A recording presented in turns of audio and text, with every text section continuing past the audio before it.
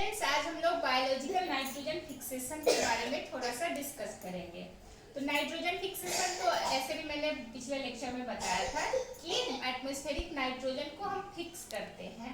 हम नहीं, मतलब माइक्रोब फिक्स करते हैं प्लांट्स में, क्योंकि जो है ना ये बहुत इंपॉर्टेंट कंस्टिट्यूएंट है नाइट्रोजन हमारा।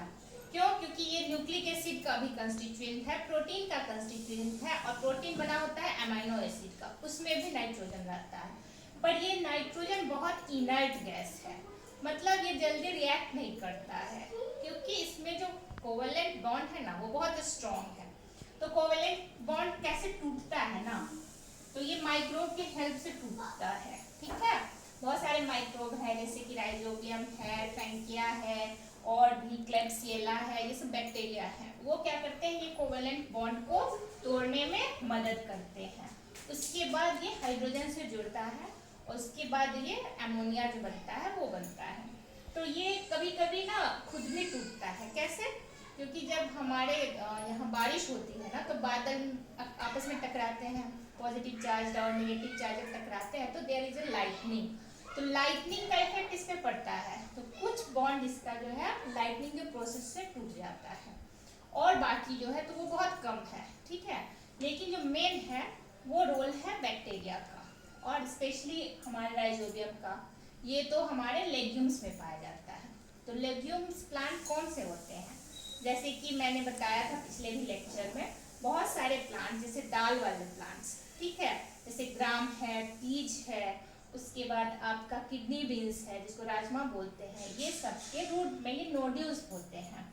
तो बैक्टीरिया क्या करता है ना कि इस रूट पे इन्फेक्ट करता है। ये राइजोबियम बैक्टीरिया आया, इस रूट पे इन्फेक्शन करता है, तो रूट क्या करता है, रूट कर्ल्स हो जाते हैं, रूट हेयर्स जो होते हैं रूट्स में, तो वो हेयर का कर्लिंग हो जाता है, फिर कर्ल्स होते हैं, और उसके बाद इसमें क्या करते हैं, ये राइजोबियम अपना घर बना लेते हैं। तो ये जो नोड्यूल्स है ना वो उभरा उभरा टाइप गोल गोल गांठ जैसा दिखता है। कभी आप खुद भी कोशिश करिएगा, कभी जाइए खेत में और चना का झाड़ उखाड़िए, उसके बाद आपको दिखेगा, बहुत अच्छा दिखता है। मैंने भी अपने माइक्रोबायोलॉजी और बायोलॉजी लैब में हम लोग ये किए हैं, तो बहुत अच्छा दिखता है। उसी में क्या करता है कि राइजोबियम प्लांट, मतलब राइजोबियम बैक्टीरिया उस प्लांट में रहता है।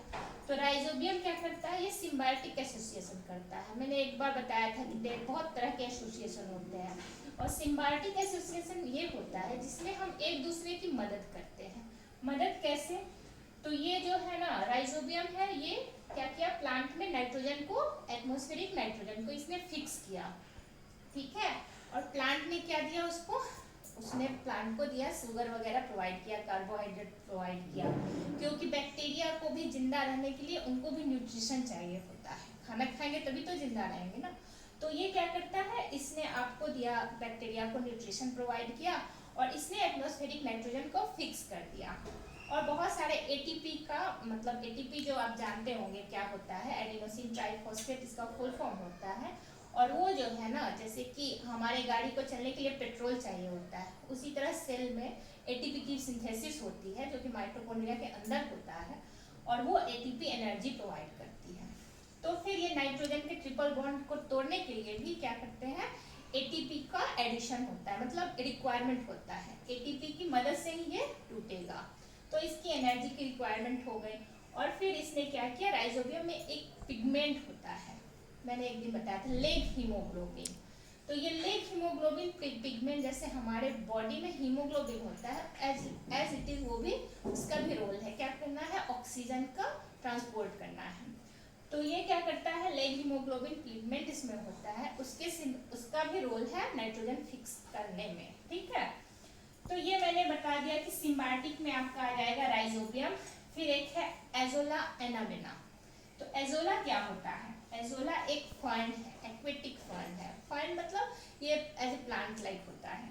तो एजोला हमको आसानी से मिल जाता है, ग्रीन ग्रीन कलर का होता है। जैसे आप कभी जाइएगा राइस फील्ड में, ठीक है, जहाँ राइस प्लांट लगे रहते हैं, तो उसमें आपको देखेंगे कि राइस प्लांट के लिए तो पानी की बहुत ज़्यादा रिक्वायरमेंट होती है, तो उस पर बहुत सारा ग्रीनिश कवरेज हो जाता है उसमें, तो वो होता है एजोला के कारण। ये एक्वेटिक फर्न है, एक्वेटिक फर्न समझिए कि प्लांट है, एक छोटा सा प्लांट।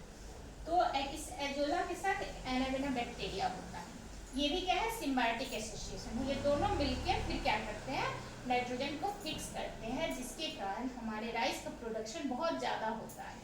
तो एजोला को तो अब क्या किया जाता है कि इसको बायो फर्टिलाइजर की तरह मतलब इसको ग्रो करके बेचा जाता है। एजोला का भी फर्टिलाइजर आ गया है, बायो फर्टिलाइजर, और राइजोबियम का भी। तो इस तरह से, लेकिन कुछ है जो कि फ्री लिविंग बैक्टीरिया है। फ्री लिविंग मतलब वो आराम से जमीन में रहते हैं और उस नाइट्रोजन को फिक्स करते हैं। प्लांट क्या करते हैं, उस नाइट्रोजन को अपने रूट सिस्टम से ले लेते हैं। तो ये प्लांट के रूट में नहीं रहते हैं, मतलब ये सिम्बायोटिक एसोसिएशन नहीं फॉर्म नहीं करते हैं, जैसे कि राइजोबियम ने किया, एनाबेना ने किया।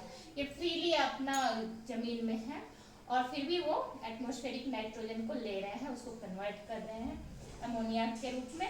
और वो अमोनिया क्या होता है कि हमारे प्लांट्स में फिक्स हो जाता है, रूट सिस्टम ले रहा है वो अमोनिया को, और वो अपने रूट सिस्टम से लेके वो अपने प्लांट्स में ले लेगा, और उसके जो सीड्स वगैरह होंगे उसमें वो नाइट्रोजन चला जाता है। इसीलिए हम लोग दाल क्यों खाते हैं, बस चावल भी क्यों नहीं खाते हैं, क्योंकि दाल जो है ना नाइट्रोजन का बहुत रिच सोर्स है, और हमें तो प्रोटीन चाहिए ना। तो प्रोटीन हमारे बॉडी में कैसे बनेगा, ये दाल में प्रोटीन होता है। प्रोटीन हम दाल से लेते हैं, वो हमारे बॉडी की ज़रूरत है, और बहुत सारे जो है बॉडी में प्रोटीन का रोल है, मैंने एक बार बताया था। तो ना इसलिए नाइट्रोजन का फिक्स होना बहुत ही ज़रूरी है। तो कुछ बैक्टीरिया, क्लेब्सिएला है, फ्रैंकिया है, और एक और है एजोटोबैक्टर, ठीक है। ये सब क्या करते हैं, ये सब आराम से जमीन में रहते हैं और हमारे एटमॉस्फेरिक नाइट्रोजन को फिक्स करते हैं। उसके बाद ये सब हो गया बायोलॉजिकल नाइट्रोजन फिक्सेशन। इसलिए हुआ क्योंकि हम इसमें माइक्रोब ऑर्गेनिज्म जो है वो इन्वॉल्व है, प्लांट्स इन्वॉल्व है। तो बायोलॉजिकल इसलिए हुआ, बायोलॉजिकल से मतलब है कि जो लिविंग है, जो लिविंग है वो बायोलॉजी का हम लोग स्टडी क्या करते हैं, we study the living organisms in biology. So इससे बना बायोलॉजिकल नाइट्रोजन फिक्सेशन, मतलब माइक्रोब के द्वारा जो फिक्स किया जा रहा है एटमॉस्फेरिक नाइट्रोजन, इसलिए इसको बोला है बायोलॉजिकल नाइट्रोजन फिक्सेशन। तो अब आपने बहुत ही अच्छा कॉन्सेप्ट डेवलप कर लिया कि हमारे बॉडी में क्या है, एमिनो एसिड है। एमिनो एसिड क्या है, ये एमिनो एसिड मान लीजिए कि ये मोती है, एक एक मोती है, जिससे कि ये प्रोटीन रूपी माला जो है ना बन गया। तो ये एमिनो एसिड में भी नाइट्रोजन है, ठीक है। बिना नाइट्रोजन का इसका कोई रोल नहीं है। हमारा जो न्यूक्लिक एसिड है, जो कि हमारे अंदर में सॉफ्टवेयर है, जैसे कि सॉफ्टवेयर होता है आपके कंप्यूटर का, जिसमें सारे प्रोग्रामिंग फिक्स है। तो ये क्या है, न्यूक्लिक एसिड जो है, जो डीएनए है, इसमें प्रोग्रामिंग फिक्स है कि एक ऑर्गेनिज्म कैसा होगा, ठीक है। प्लांट्स है, अगर वो कोई लेग्यूमिनस प्लांट्स है तो उसका क्या खास प्रॉपर्टी है, तो वो कौन डिसाइड करता है, उसका डीएनए। हम ह्यूमन बीइंग है तो हम कैसे होंगे, हम तो वो सारा क्या हमारे डीएनए डिसाइड करता है। तो ये हमारा जेनेटिक मटेरियल है। मतलब आपको प्रॉपर बैलेंस डाइट लेना है जिसमें नाइट्रोजन कंपाउंड्स हैं, ठीक है, ताकि आपका प्रॉपर बॉडी का फंक्शन होगा। तो इसके लिए नाइट्रोजन की बहुत ही ज़्यादा ज़रूरत है। तो हम नाइट्रोजन फर्टिलाइजर भी यूज़ करते हैं, है ना, बहुत सारे फर्टिलाइजर बिकते हैं मार्केट में, इसीलिए ताकि हमारा ग्रोथ जो है ना, प्लांट्स का ग्रोथ वो इन्हेंस हो। और हम लोग तो डायरेक्टली प्लांट्स पे डिपेंड हैं, क्यों, क्योंकि हम लोग क्या है, ओमनीवोरस है। तो हम लोग प्लांट्स नहीं खाते हैं, एनिमल्स भी खाते हैं, मीट वगैरह में भी हाँ बोला जाता है प्रोटीन का सोर्स है। आप ये एग खाइए, चिकन खाइए, मटन प्रोटीन का सोर्स है, और मशरूम खाइए, वेजिटेबल में वो प्रोटीन का सोर्स है। क्योंकि प्रोटीन बिना लिए हुए ना हमारा प्रॉपर फंक्शन होगा ही नहीं, क्योंकि बहुत सारे प्रोटीन हैं जो कि हार्मोन का काम करते हैं, बहुत सारे प्रोटीन हैं जो एंजाइम्स का काम करते हैं। तो वो कैसे फंक्शन होगा जब तक ये बायोलॉजिकल नाइट्रोजन फिक्सेशन नहीं होगा प्लांट्स में, तो नहीं मिलेगा प्रोटीन। Thank you.